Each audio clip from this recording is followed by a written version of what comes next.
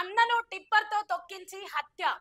బీమా పాలసీ చేయించాడు, ఆపై అతన్ని టిప్పర్ తో తొక్కించి దారుణంగా చంపేశాడు. కేసు వివరాలను Karimnagar police station commissioner Gaus Alam మంగళవారం మీడియాతో వెల్లడించారు.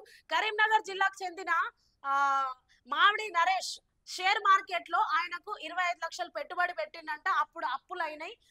టిప్పర్లు కొన్నారు అన్నట్టుగా ఇక్కడ చూస్తున్నాం. టిప్పర్లు కొనుగోలు చేసిండు. దీంతో 1.5 కోటి అప్పు అయిందంట. ఆ నరేష్ అనే వ్యక్తికి వెంకటేష్ అనే అన్న ఉన్నారు. ఆ అన్న మీద దాదాపు 4 కోట్లకు పైగా 9 బీమాలు ఆ కట్టినట్టుగా మనం చూస్తున్నాం. ఆ అన్న 37 సంవత్సరాలు వెంకటేష్.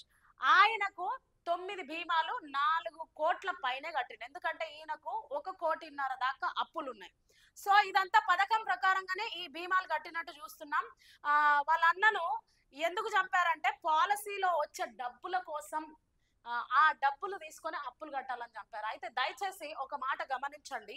ఇప్పుడు వీళ్ళేమో ప్లాన్ చేసి టిప్పర్ కింద చూడండి, డ్రైవర్ ప్రదీప్ కు చెప్పాడు. టిప్పర్ రామగుండ శివార్లో రాగానే రాత్రి 10 గంటల 30 నిమిషాలకు ముందస్తు పథకం ప్రకారమే వాహనం చెడిపోయినట్లు ప్రదీప్ కు నరేష్ కు ఫోన్ చేసి చెప్పాడు. వెంటనే నరేష్ వెంకటేష్ కు జాకీ ఇచ్చి, వెంకటేష్ అంటే వాళ్ళ అన్న, ఇచ్చి తన అల్లుడు సాయితో స్కూటీపై టిప్పర్ వద్దకు పంపించాడు. ఆ తర్వాత మరో వాహనంపై నరేష్ తన స్నేహితుడు రాకేష్ తో కలిసి వెళ్ళాడు. అప్పటికే డ్రైవర్ ప్రదీప్ టిప్పర్ ను స్టార్ట్ చేసి ఉంచాడు.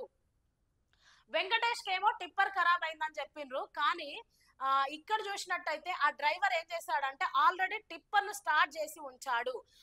ఎప్పుడైతే వెంకటేష్ వచ్చాడో టైర్ కింద జాకీ పెట్టమని డ్రైవర్ చెప్పిండు. ఈ వెంకటేష్ అది ఆలోచించకుండా టిప్పర్ కింద టైర్ కింద జాకీ పెట్టేయంగానే ఈ డ్రైవర్ ఏం చేసిండంట, టిప్పర్ ను ముందుకు తీసుకెళ్ళిండంట. ముందుకు తీసుకెళ్ళగానే ఆయన అక్కడికక్కడే చనిపోయినట్టుగా మనం చూస్తున్నాం. వెంకటేష్ చనిపోయాడని నరేష్ తన కుటుంబ సభ్యులతో పోలీసులకు చెప్పాడు. పోలీసులకు అనుమానం వచ్చి లోతుగా విచారణ చేసిరంట. అయితే ఇది అన్ఎక్స్పెక్టెడ్ గా జరిగింది అని వాళ్ళు అక్కడ పథకం వేసిండ్రు. కానీ పోలీసులు దీన్ని విచారణ చేయగా బీమా డబ్బుల కోసమే వెంకటేష్ ను హత్య చేశారని తేలింది. ఈ కేసులో నిందితులందరినీ అరెస్టు చేశారు. ఇప్పుడు వీళ్ళు తీసుకుంది ఏం లేదు, అక్కడ ప్రాణం కోల్పోయింది, ఇక్కడ ఇది జరిగింది. కాబట్టి దయచేసి డబ్బుల కోసం రక్త సంబంధాలను కావచ్చు, లేకపోతే మనుషుల ప్రాణాలు తీయడము, ఆ ఆలోచనలు, ఆ క్రూరమైన ఆలోచనలు మానేసుకోండి.